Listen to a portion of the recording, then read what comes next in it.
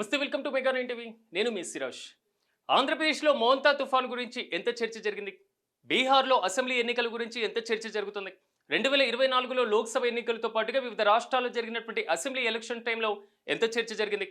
ఇప్పుడు తెలంగాణలో Jubilee hills ఉప ఎన్నికకు సంబంధించి కూడా అంతే చర్చ, అంతే రచ్చ, అంతే వ్యూహాలు జరుగుతున్నాయి.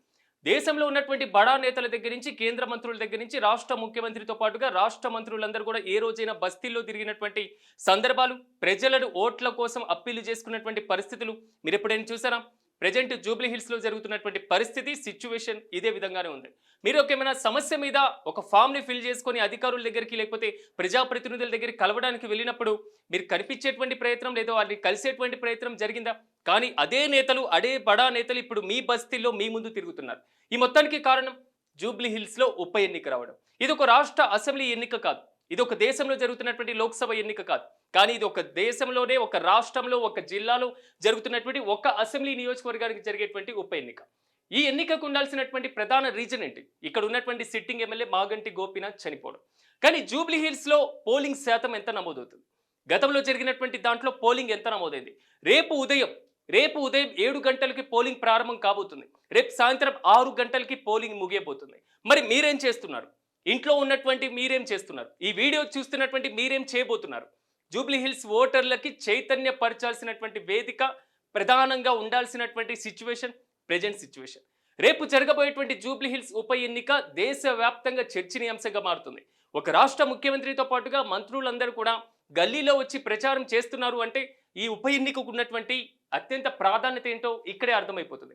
ఆల్మోస్ట్ జూబ్లీ హిల్స్లో 4 లక్షల మంది ఓటర్లు ఉన్నారు. ఈ 4 లక్షల మంది ఓటర్లలో గత ఎన్నికల్లో పోలైనటువంటి ఓటింగ్ శాతం 40% మాత్రమే ఉంది. అంటే 40 నుంచి 50% మాత్రమే పోలింగ్ నమోదవడం జరిగింది. కానీ ఈసారి ఎంతవరకు ఉండేటువంటి అవకాశం ఉందో అర్థం కాని పరిస్థితి. ఈ జూబ్లీ హిల్స్ ఉప ఎన్నికకు సంబంధించి ప్రధానంగా 3 పార్టీలు కీలకంగా పోటీ పడుతున్నాయి. ఒకటి కాంగ్రెస్ పార్టీ నుంచి నవీన్ యాదవ్, బీఆర్ఎస్ పార్టీ నుంచి మాగంటి సునీత, అదేవిధంగా బీజేపీ పార్టీ నుంచి దీపక్ రెడ్డి, ఎంఐఎం పార్టీతో పాటుగా తెలుగుదేశం పార్టీ, జనసేన పార్టీలు, ఇతర పార్టీలు చాలా వరకు కూడా ఈ ఎన్నికకు దూరంగా ఉన్నటువంటి పరిస్థితి. కానీ నామినేషన్లు 50కి పైచిలకు నామినేషన్లు వచ్చినాయి. కానీ గెలుపొందేటువంటి అభ్యర్థి కేవలం ఒక్కరు మాత్రమే జూబ్లీ హిల్స్లో విన్ కాబోతున్నారు. ఆ ఒక్కరు ఎవరు? జూబ్లీ హిల్స్ నియోజకవర్గం అనగానే అత్యంత కీలకంగా బడా నేతలు, దేశంలో ఉన్నటువంటి అత్యంత ధనవంతులు, మరి ముఖ్యంగా రాజభవనాలు, ఇలాంటివి మనకు గుర్తొస్తుండే. కానీ జూబ్లీ హిల్స్ మొత్తం మీద వడపోస్తే అలాంటి భారీ భవనాలు, అత్యంత ధనవంతులు కేవలం 10 నుంచి 15% మంది మాత్రమే ఉన్నారు. మిగిలినటువంటి వారేంటి? 85% పైచిలకి ఇక్కడ ఉన్నటువంటి వారు బస్తీల్లో ఉన్నటువంటి పేద ప్రజలు. సో ఇలాంటి ప్రజలే ఇప్పుడు ఒక ఎమ్మెల్యే గెలుపునకు డిసైడ్ చేయబోతున్నారు. గెలిచేటువంటి ఎమ్మెల్యే ఎవరు అనేది మాత్రం ఇక్కడ పెద్ద క్వశ్చన్ మార్క్గా మారిన పరిస్థితి. 4 లక్షల మంది ఓటర్లలో రేపు ఓటింగ్లో పార్టిసిపేట్ చేయబోతున్నటువంటి వారు ఎంతమంది ఉన్నారు? ప్రెజెంట్ ఇదే ఇంత సిచ్యువేషన్గా ఎందుకు మారింది ఓసారి మనం పరిశీలిద్దాం. సో 2014, 2018, 2023 ఈ 3 ఎన్నికల్లో హ్యాట్రిక్ సాధించినటువంటి మాగంటి గోపీనాథ్ మరణంతో వచ్చేటువంటి ఈ ఉప ఎన్నికల్లో మాత్రం 3 పార్టీలు కీలకంగా తీసుకున్నాయి. ప్రజెంట్ అధికారంలో ఉన్నటువంటి పార్టీ వారి యొక్క అధికారంలో ఉన్నటువంటి నేపథ్యంలో ప్రజల్లో వ్యతిరేకత లేదు అని తెలియజేయడం కోసం కాంగ్రెస్ పార్టీ పూర్తి స్థాయిలో ప్రయత్నం చేస్తున్నటువంటి పరిస్థితి. నవీన్ యాదవ్ కాంగ్రెస్ పార్టీ నుంచి పోటీ చేస్తున్నారు. అదేవిధంగా ఈసారి అన్నా ఖచ్చితంగా హ్యాట్రిక్ సాధించాం కాబట్టి 4వసారి బీఆర్ఎస్ పార్టీ ఇక్కడ విజయం సాధించాలనేటువంటి దాంట్లో బీఆర్ఎస్ పార్టీ ముందుకు వెళ్తున్నటువంటి పరిస్థితి కనబడుతుంది. ఈ ఉప ఎన్నికకు సంబంధించి మరో ఖాతా అంటే బీజేపీ బలం పెరుగుతుంది అని నిరూపించుకోవడం కోసం బీజేపీ పార్టీ కూడా గ్రౌండ్ లెవెల్లో వెళ్తున్నటువంటి పరిస్థితి.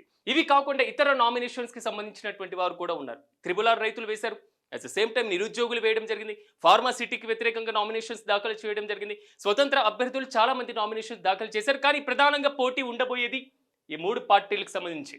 సో ఈ 3 పార్టీల్లో ఎంతవరకు మెజార్టీ సాధిస్తారు అనేటువంటి అంశం కాదు, ఒక్క ఓటు ఎక్కువగా వచ్చినా గెలుపొందేటువంటి అవకాశం ఉంది. కాబట్టి ఈ 3 పార్టీల్లో విజయం ఎవరి వైపు ఉంది అనేటువంటిది ఇప్పుడు పెద్ద క్వశ్చన్ మార్క్గా మారింది. ఆల్మోస్ట్ బీఆర్ఎస్కి అన్ని సర్వేలు అనుకూలంగా ఇచ్చినటువంటి నేపథ్యంలో బీఆర్ఎస్ అభ్యర్థి మాగంటి సునీత గెలుపొందుతున్నారు అనేటువంటి అంశం ఇక్కడ ప్రధానంగా వచ్చినటువంటి నేపథ్యంలో మిగిలినటువంటి 2 పార్టీలు కూడా ఆ సర్వేని అంతగా నమ్మడం లేదు, కొట్టి పడిస్తున్నాయి. సో ఫలితాలు ఏ విధంగా ఉన్నప్పటికీ రేపు జరగబోయేటువంటి ఎన్నికల్లో ఓటుని నమోదు చేసుకున్న ఓటరు ప్రతి ఒక్కరు, జూబ్లీ హిల్స్ నియోజకవర్గ ఓటర్ అయిన ప్రతి ఒక్కరు ఓటింగ్లో పార్టిసిపేట్ చేయాల్సినటువంటి అవసరం, ఆవశ్యకత ఖచ్చితంగా ఉంటుంది. ఇప్పటికీ దీనికి సంబంధించి ఉదయం 7 గంటల నుంచి సాయంత్రం 6 గంటల వరకు పోలింగ్ ఉండేటువంటి అవకాశం ఉంది. సో ఈ సమయంలో పూర్తి స్థాయిలో ఓటింగ్ని నిర్వహించడం కోసం ఎన్నికల సంఘం ఇప్పటికే ఎన్నికల అధికారులకు ఈవీఎంలు ఇవ్వడం జరిగింది. ఆ ఈవీఎంల ద్వారా పూర్తి స్థాయిలో పర్యవేక్షించడం, సీసీ కెమెరాల ద్వారా ఎక్కడ అవాంఛనీయ సంఘటనలు జరగకుండా పోలింగ్ ప్రశాంతంగా జరిగేలాగా చూడడం ఇక్కడ కనబడుతున్నటువంటి ప్రధాన అంశాలు. ఇప్పుడు ప్రధాన పార్టీల వైపు వద్దాం ఒకసారి. ప్రధాన పార్టీల్లో ఉన్నటువంటి పోటీ ఏ విధంగా ఉంది అనేటువంటి అంశాన్ని ఒక్కసారి మనం పరిశీలిద్దాం. ముందుగా కాంగ్రెస్ పార్టీ తీసుకుందాం. కాంగ్రెస్ పార్టీ ఆల్రెడీ అధికారంలో ఉన్నటువంటి పార్టీ. ఈ ప్రెజెంట్ ఆల్రెడీ ప్రభుత్వంలో ఉంది కాబట్టి మేము అభివృద్ధి చేస్తామనేటువంటి మాటను వీళ్ళు చెప్తున్నారు. నవీన్ యాదవ్ అక్కడ ఉన్నటువంటి లోకల్లో కొంతవరకు బలమైనటువంటి నేత. గతంలో పోటీ చేసినటువంటి సందర్భాలు ఉన్నాయి, గతంలో ఓడిపోయినటువంటి సందర్భాలు కూడా ఉన్నాయి. సో నవీన్ యాదవ్ కాంగ్రెస్ పార్టీలో అత్యంత బలంగా ఉన్నటువంటి నేత. అక్కడ ఉన్నటువంటి రెహమత్ నగర్తో పాటుగా యూసఫ్ గూడ ప్రాంతాల్లో మరింత ఎక్కువగా బలం ఉన్నటువంటి నేత. అట్ ద సేమ్ టైం రాష్ట్రంలో అధికారంలో ఉన్నటువంటి కాంగ్రెస్ పార్టీ కాబట్టి, కాంగ్రెస్ పార్టీ అధికారంలో ఉంది కాబట్టి మేము డెవలప్మెంట్ చేస్తామని కాంగ్రెస్ పార్టీ చెప్తున్నటువంటి మాట. ఓవరాల్గా మాత్రం కాంగ్రెస్ పార్టీ రాష్ట్ర ప్రభుత్వ పథకాలతో పాటుగా ప్రభుత్వం ఇచ్చినటువంటి 6 గ్యారంటీలు అనేటువంటి issue. At the same time గత 10 ఏళ్ల పాలనలో బీఆర్ఎస్ పార్టీ చేసిందేం లేదు, అదేవిధంగా బీజేపీ పార్టీ చేస్తుంది ఏమీ లేదు అనేటువంటి అంశాలు బురద జల్లేటువంటి రాజకీయాలు కూడా ఇక్కడ జరుగుతున్నటువంటి పరిస్థితి. మరోవైపు బీఆర్ఎస్ ఆల్రెడీ సిట్టింగ్ సీటు కాబట్టి ఈ సీట్ని ఎలాగైనా కైవసం చేసుకోవాలని బీఆర్ఎస్ కూడా పూర్తి స్థాయిలో ఎన్నికల వ్యూహాలు చేస్తుంది. 6 గ్యారంటీలు కాంగ్రెస్ పార్టీ ఎంతవరకు అమలు చేసింది? ఉచిత బస్సుని పక్కన పెట్టేస్తే మిగిలినటువంటి హామీల పరిస్థితి ఏ విధంగా ఉంది? బస్సులు అయితే ఫ్రీగా ఇస్తున్నారు కానీ పూర్తి స్థాయిలో బస్సులు పెంచేటువంటి సంఖ్య మాత్రం చాలా తక్కువగా కనబడుతుంది. తులం బంగారం అన్నారు, సన్న బియ్యం అన్నారు, రైతుల్ని నట్టేయటం ఉంచేసరి ఇది బీఆర్ఎస్ పార్టీ చేస్తున్నటువంటి ఆరోపణ. ఇక బీజేపీ పార్టీ వర్షన్ కొద్దాం. 2 ప్రధానమైనటువంటి పార్టీలు చెప్తున్నటువంటి మొత్తం కూడా శూన్యమే. అక్కడ అభివృద్ధి లేదు, సంక్షేమం లేదు, ఖచ్చితంగా మాకు ఒక్కసారి అవకాశం ఇవ్వండి అనేటువంటి అంశం ఇక్కడ చెప్తున్నటువంటి మాట. ఓవరాల్గా మాత్రం అధికారంలో ఉన్నాం కాబట్టి మాకు అధికారాన్ని కట్టబెట్టండి అనేది కాంగ్రెస్ పార్టీ వర్షన్ అయితే, మేము గతంలో అధికారంలో ఉన్నాం, మేము చేసినటువంటి అభివృద్ధిని చూడండి, ఖచ్చితంగా మళ్ళీ మేము రావాలంటే మాకు అధికారాన్ని కట్టబెట్టండి అనేది బీఆర్ఎస్ వర్షన్. ఈ 2 పార్టీలు మీరు ఆల్రెడీ చూశారు కాబట్టి కొత్తగా మాకు అవకాశం కల్పించండి అని బీజేపీ పార్టీ వర్షన్. ఓవరాల్గా అన్ని పార్టీల వర్షన్ని ఒక్కసారి మనం గమనిస్తే ఇక్కడ కనిపిస్తున్నటువంటి సిచ్యువేషన్ మాత్రం గ్రౌండ్ లెవెల్లో ఈ పార్టీల ప్రచారాల్లో మాత్రం హోరెత్తించినాయి. కాంగ్రెస్ పార్టీ నుంచి ముఖ్యమంత్రి రేవంత్ రెడ్డితో పాటుగా రాష్ట్ర మంత్రులు, రాష్ట్ర కాంగ్రెస్ వ్యవహారాల ఇన్ఛార్జ్తో పాటుగా బీసీ నేతలు భారీగా అక్కడికి చేరుకోవడం, పూర్తి స్థాయిలో ప్రచారం జరగడం జరిగింది. సో బీసీ అభ్యర్థికి మేము టికెట్ ఇచ్చాం కాబట్టి, బీసీలు కాబట్టి మీరు బీసీని గెలిపించండి. రెండోది మైనార్టీ కోటాలో మంత్రి పదవి ఇచ్చాం కాబట్టి ఇది కూడా దృష్టిలో పెట్టుకొని మైనార్టీ ఓట్లు కూడా ఇటు పడాలి. 3 ఎంఐఎం సపోర్ట్ ఉంది కాబట్టి ఖచ్చితంగా మాకు గెలుపు అవకాశాలు ఎక్కువగా ఉన్నాయని మాత్రం కాంగ్రెస్ పార్టీ వర్షన్గా కనిపిస్తుంది.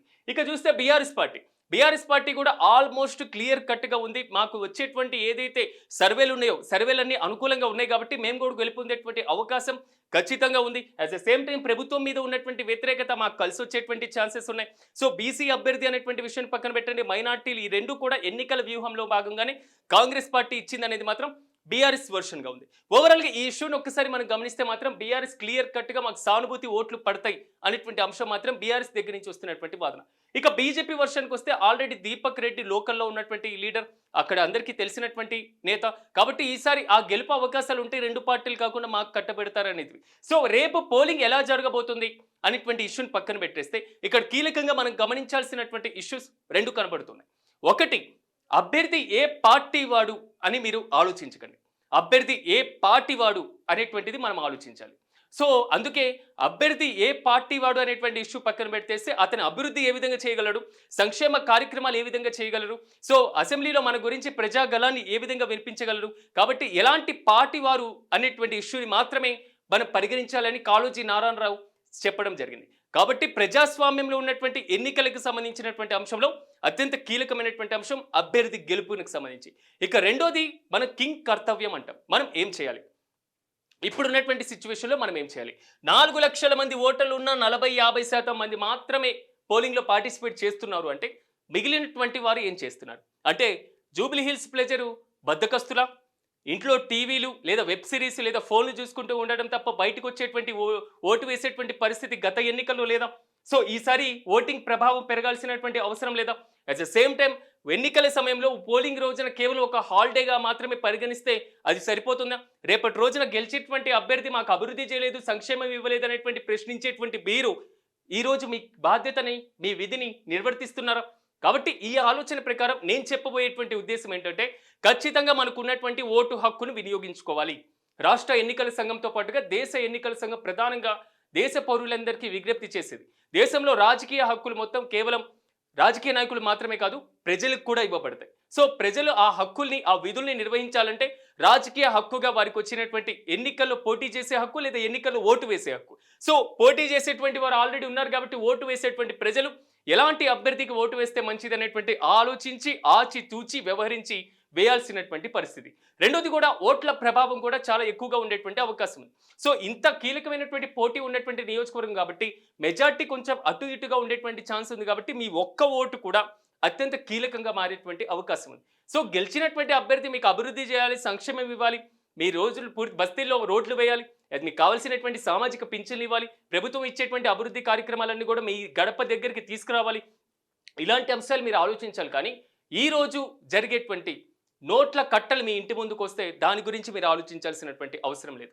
సో కేవలం ఒక 1000, ఒక 2000, 3000 ఈ నోట్ల రద్దు మాత్రం ఏదైతే నోట్ల కట్టలు మీ దగ్గరకు వచ్చేసి మీకు ఇచ్చే 1000, 2000 మాత్రం మీ జీవితాన్ని మార్చలేవు.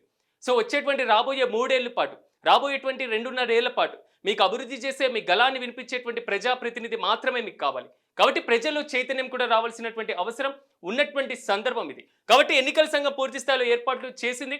రేపు పోలింగ్ జరగబోతుంది. సో ఓటు హక్కును మీరు వినియోగించుకోండి, మీ బాధ్యతను మీరు నిర్వహించుకోండి. అట్ ద సేమ్ టైం అభ్యర్థి ఏ పార్టీ వాడు అనేటివి కాదు, ఏ పార్టీ వాడు అనేటువంటి ఆలోచన మీ మదిలో మెదలాలి. అట్ ద సేమ్ టైం డబ్బులు అనేవి కేవలం ఈ రోజు రేపట్లో వచ్చేవి, కానీ మీకు ఉన్నటువంటి అత్యంత పవిత్రమైనటువంటి శక్తి ఓటు హక్కు. ఆ ఓటు హక్కును వినియోగించుకోవాల్సినటువంటి బాధ్యత మీ మీద ఉంటుంది. కాబట్టి ఏ ఒక్కరూ కూడా, ఏ పనులున్నా కూడా పోలింగ్ స్టేషన్కి త్వరగా చేరుకొని ఓటు వేసేటువంటి ఆలోచన చేయాలని మేము కూడా మీకు కోరుతున్నాం. కాబట్టి ఓవరాల్గా మాత్రం జూబ్లీ హిల్స్ ఉప ఎన్నిక ఈసారి ఒక కొత్త నయా ట్రెండ్ని తీసుకొని వచ్చినటువంటి పరిస్థితి కనబడుతుంది. ఒక ఉప ఎన్నికని ప్రధానమైనటువంటి పార్టీలన్నీ కూడా భారీగా ప్రతిష్టాత్మకంగా తీసుకున్నటువంటి సిచ్యువేషన్ ఈ జూబ్లీ హిల్స్ నియోజకవర్గంలో మనం చూసాం. చిన్న పామునైనా పెద్ద కర్రతో కొట్టాలి అంటుంటారు పెద్దలు. కాబట్టి ఒక నియోజకవర్గం, ఒకే ఒక్క నియోజకవర్గం, ఒక్క ఉప ఎన్నిక నియోజకవర్గం కాబట్టి ప్రతి పార్టీ కూడా ఈ ఉప ఎన్నికను ప్రతిష్టాత్మకంగా తీసుకునే ఓవరాల్గా రిజల్ట్ ఎలా వస్తుందో చూడాలి. అది 14వ తేదీన డిక్లేర్ అయ్యేటువంటి అవకాశం ఉంది. కాబట్టి రేపు నవంబర్ 11న జరగబోతున్నటువంటి ఉదయం 7 గంటల నుంచి సాయంత్రం 6 గంటల వరకు జరిగేటువంటి పోలింగ్లో మీరు భాగస్వాములు కావాలని మేము కోరుకుంటున్నాం. చూస్తూనే ఉండండి మెగా 9 టీవీ.